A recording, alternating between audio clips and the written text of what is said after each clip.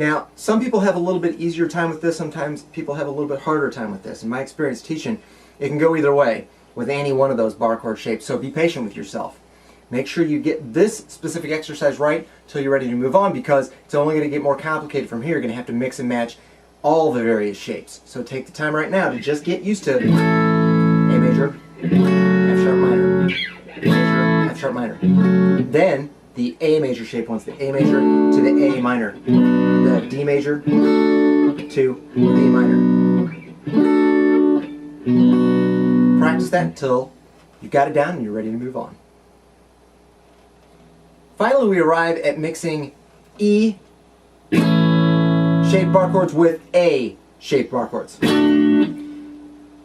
I've seen beginners and even up to intermediate students struggle with this in my experience teaching, and all I can say is that you really need to be patient with yourself. Take your time to get it right. It's a very, very complicated mechanical thing to get used to, so just take all the time you need to get it right.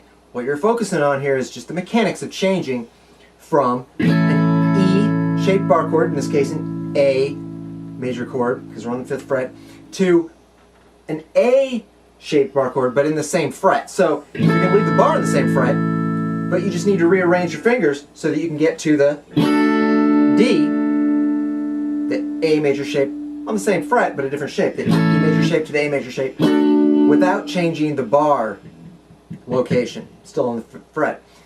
The other variation is to play an E major bar chord, A major chord, but then you have to change the fret and the bar chord shape up to the 7th fret for an E major chord. So what we're doing here is we've got two things that we have to work on. We are changing from an E major shape to an A major shape on the same fret, and then we're changing from an E major shape to an A major shape on a different fret.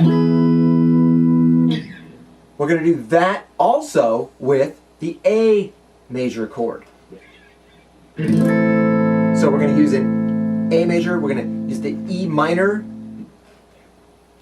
We're going to do the same thing, but we're going to do it with the E minor chord and the A minor chord bar shape. So we've got an A minor, using an E minor shape, the 5th fret. Then we keep the bar on the same location, 5th fret, but we change over to A minor bar chord shape, giving us a D minor chord. We're also going to have to use the variation of playing an E minor bar chord shape here, the A minor chord, and change the bar chord to an A minor shape and the fret up here to the 7th fret, so that gives us an E minor chord. It's a lot for a beginner to handle. I've seen beginners all the way up to intermediate guitar players have trouble with this. In my experience teaching, all I can say is, again, you've got to be patient with yourself, okay? Got to be patient, make sure you get it right, take all the time you need to get it right. Practice diligently until you can play it confidently, competently. However much time it takes, guarantee it's worth it, because then you'll be able to play all kinds of chords all over the neck. Let's have a little bit closer look at those exercises in detail with some backing tracks.